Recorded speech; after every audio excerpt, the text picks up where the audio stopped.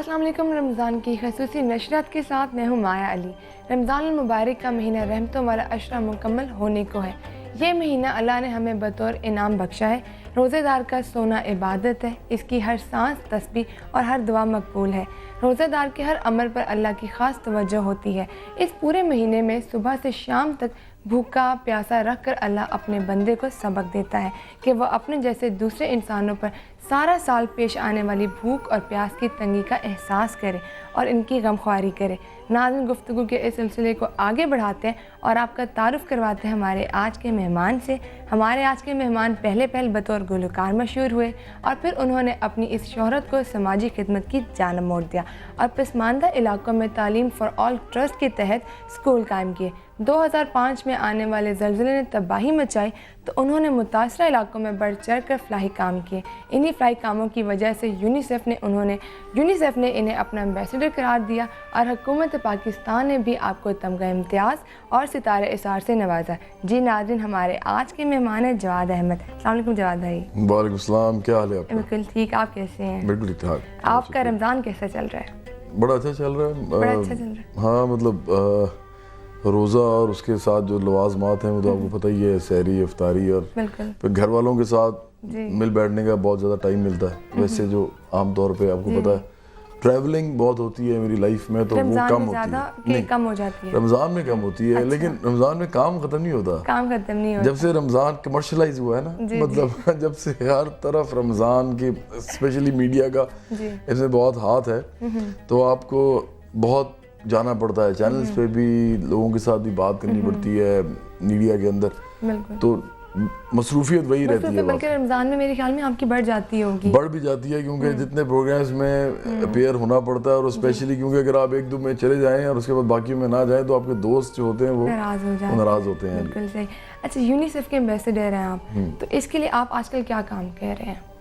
नहीं, एक्चुअली मैं जब मुझे बनाया गया था एम्बेसडर तो वो मिनिस्ट्री ऑफ हेल्थ जो है गवर्नमेंट ऑफ पाकिस्तान उसने बनाया था। फेडरल जो होता है साथ यूनिसेफ उसके साथ पार्टनर था। अच्छा। तो काम तो यूनिसेफ के साथ जो मैंने बहुत ही एक्टिवली किया था, जब मुझे याद है पूरे पाकिस्तान में जाते थे तो वो पहले 3 साल किया था क्योंकि उस वक्त हज़ारों की तादाद में पोलियो के केसेस होते थे। अच्छा। और जब मैंने छोड़ा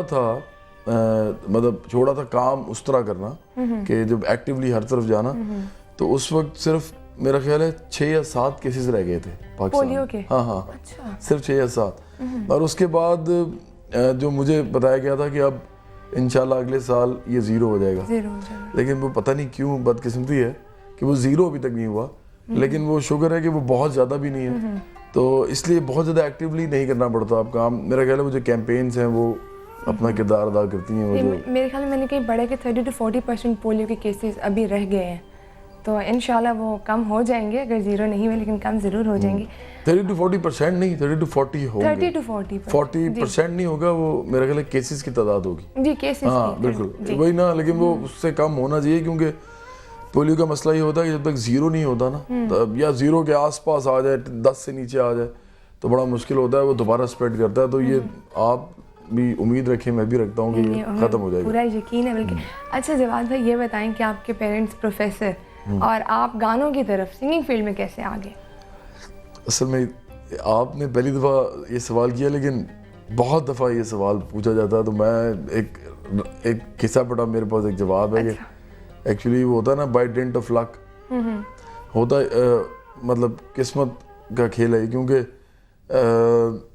मैं असल में इंजीनियरिंग कर रहा था, मैकेनिकल इंजीनियरिंग, और डिग्री मैंने करनी थी और वो बल्कि मेरी लेट हो गई। मैंने कोई 6 साल के या 7 साल के दरमियान में जाके डिग्री की और मेरे दोस्तों ने 5 साल में की, तो मुझे टाइम बड़ा लगा डिग्री करने में। लेकिन उस दौरान में मैंने म्यूज़िक स्टार्ट कर दिया था। एक बैंड था लाहौर में, बहुत मशहूर बैंड था, जुपिटर नाम था उसका। तो मैं I was taken in as the lead vocalist of that band. जी, जवाब भाई आपसे पूछेंगे कि क्या हुआ अपने जुपिटर से, कैसे आप चले गए। जितना दिन वक्त हुआ अभी जिक्र खैर का, तो देखते हैं कि अहमद जावेद साहब आज हमें क्या बताते हैं। खुशियाँ मिलजुल के खुले खुशियाँ।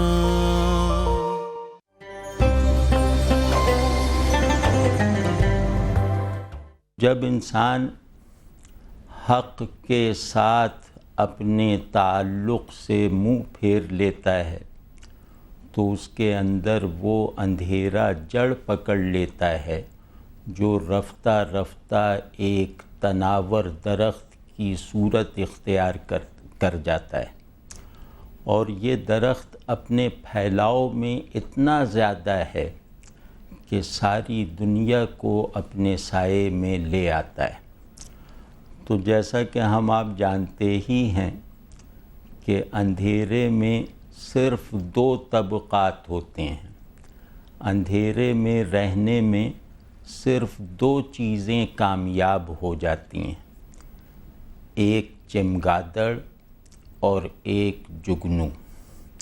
تو جب اندھیرا آدمی کے اندر کے جہان کو اپنی لپیٹ میں لے چکا ہو اور اس کے باہر کی دنیا بھی اس طغیان تاریکی میں کسی بے وزن تنکے کی طرح بہی چلی جا رہی ہو، تو اس میں رہنے کے لیے، اس میں قدم جمانے کے لیے ایک بڑا فیصلہ اور ایک بڑی پوزیشن درکار ہے۔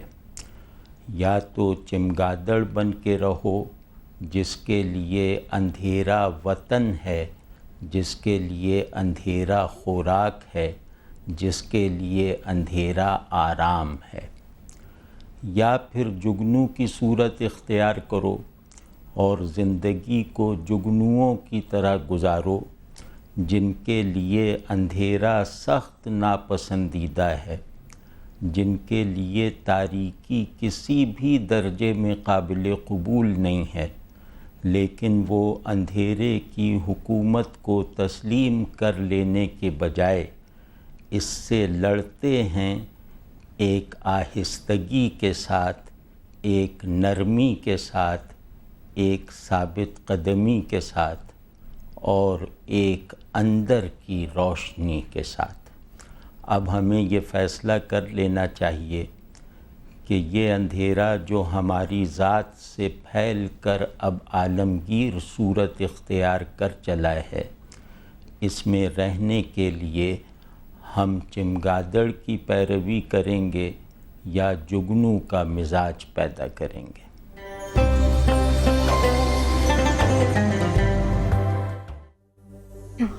جی تو ناظرین، آپ لوگوں نے دیکھا کہ احمد جاوید صاحب نے کتنی خوبصورت باتیں کی، اور ہمارے ساتھ جواد احمد بھی موجود ہیں، ان سے بات کرتے ہیں۔ جی جواد، آپ ہم بات کرتے ہیں ارتھ کویک کی۔ جب یہ زلزلہ کا ثانیہ ہوا تو کیا جذبہ تھا جو آپ کو وہاں لے کے گیا؟ میرے سے زیادہ جذبہ تو اس قوم کے نوجوانوں میں اور بوڑھے بچے سب میں تھا، اور میں تو سمجھتا ہوں کہ میں نے بہت تھوڑا کام کیا، کیونکہ مجھے زیادہ کرنا چاہیے تھا۔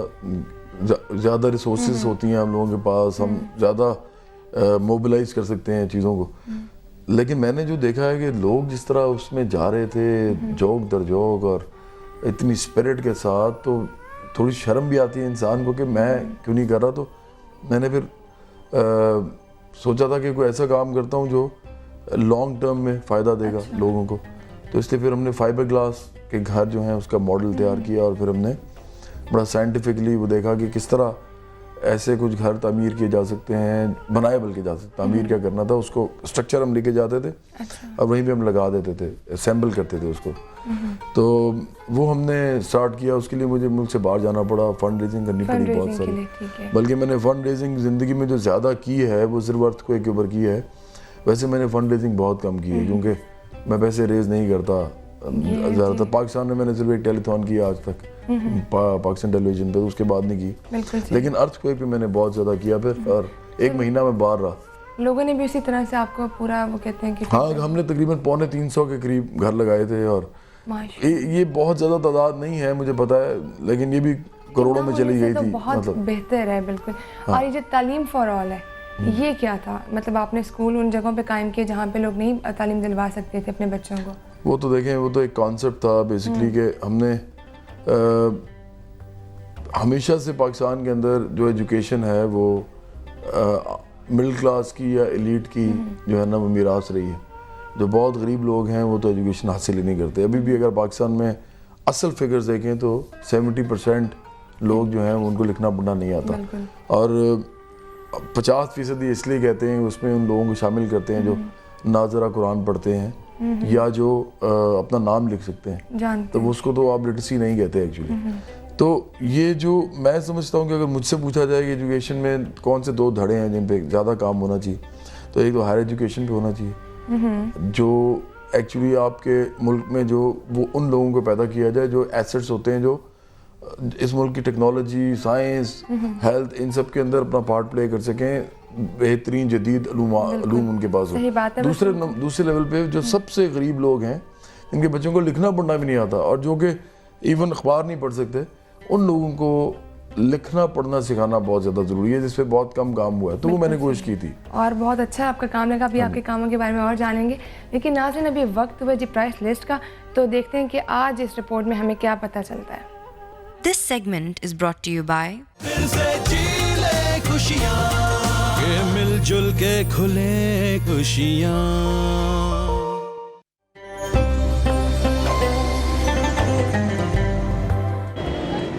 رمضان المبارک میں روزے داروں کے لیے پھلوں کا استعمال انتہائی مفید سمجھا جاتا ہے, اسی لیے ان دنوں پھلوں کی فروخت بہت بڑھ گئی ہے. موجودہ موسم کے پھلوں میں سیب ایک اہم پھل ہے. مارکیٹ میں سیب کی قیمت 130 سے 150 روپے فی کلو ہے, جبکہ رمضان المبارک کے خصوصی بازاروں میں سیب کی قیمت فروخت فی کلو 70 سے 100 روپے ہے. سیب کو سب لوگ اپنے دسترخوانوں پر سجانا پسند کرتے ہیں. بازار سے سیب خریدنے جائیں تو ایک مشکل ضرور سامنے آتی ہے کہ نہ تو سیب کی کوالٹی ایک جیسی ہے اور نہ ہی قیمت. پرائز کے حساب سے کوالٹی ٹھیک ہے, کچھ نارمل سے ہے, لیکن آج کل جو ریٹ چل رہا ہے اس حساب سے ٹھیک ہے, مہنگائی کے حساب سے ٹھیک ہے. کہنا جی حکومت کا نہیں 100 روپیہ ریٹ لگا ہوا ہے تو دے نہیں دے 100 روپئے نا, چھوٹے پا رہے سارے ہی. سیب کی قیمتوں سے عوام ہی نہیں دکاندار بھی پریشان ہیں. ان کا کہنا ہے کہ مہنگائی کے باعث گاہکوں میں کمی آئی ہے اور شہری محض ریٹ پوچھ کر چل دیتے ہیں.